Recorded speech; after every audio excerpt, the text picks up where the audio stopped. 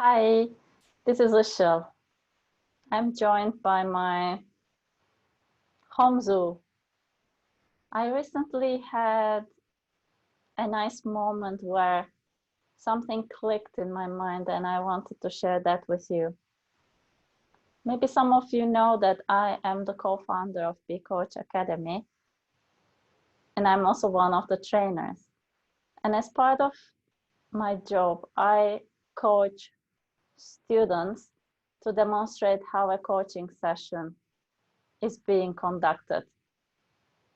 I do a normal coaching session and at the end turn to the other attendees who are there to watch the session and ask them what they think of it. Although I have quite some experience in coaching, sometimes I feel a bit of a stage fear or a bit of stress as everybody's out there watching and assessing my performance. During the session, my attention goes completely to my coachee, but in the beginning, I think, and towards the end, there is a bit of a little anxiety coming. In one of the previous videos, I mentioned about how in these moments, I drop the story and just feel and let the thoughts just go, notice them and go. And I was able to do that, but after the session was over, I felt lots of emotions and I let go, but I could feel my cheeks were hot and somehow I was challenged during the session. There were lots of going around the topic and I tried lots of different ways of coaching and I was assessing my coaching performance myself. And there was quite some stress after the session was over. I took the time to meditate on it.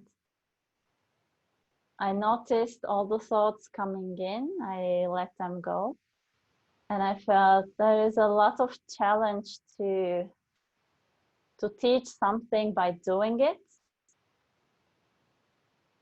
And this underlying thought that I should be great at it to be able to teach it. And I shouldn't do any mistakes or it should be perfect. Whereas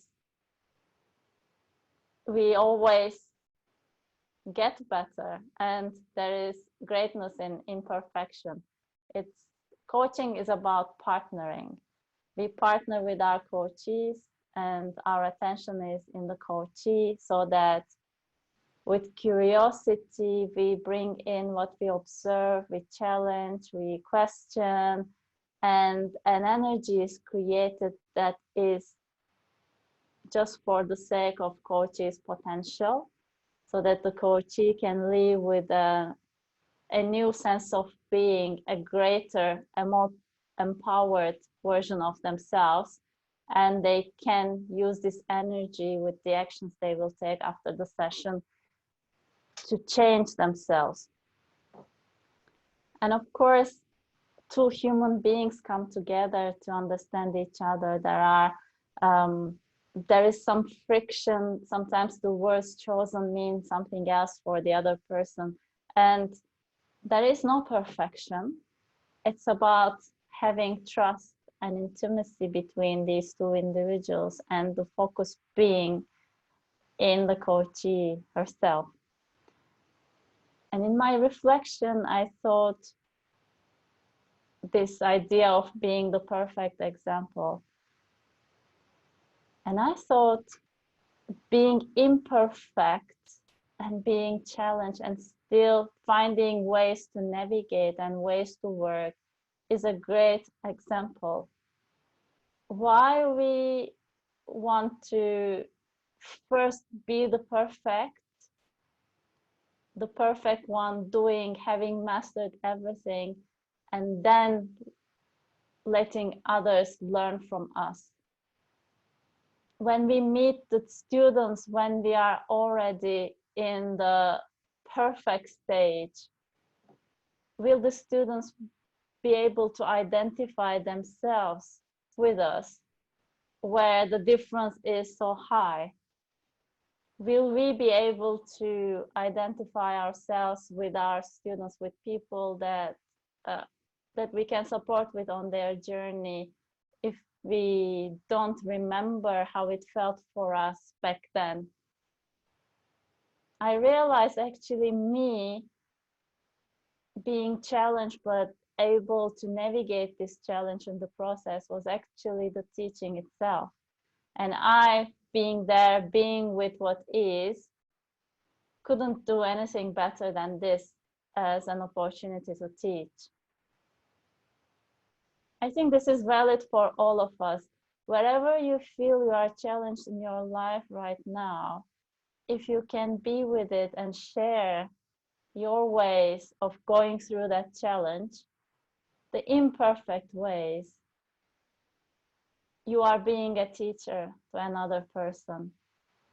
This is why it's so important for us to take these videos, for us to write down our experiences, for us to share the reality, our own reality, so the others who are about to approach this part in their lives and might be having similar challenges can benefit from our experience. That is when a challenge in life is actually an opportunity for us to be useful to someone else.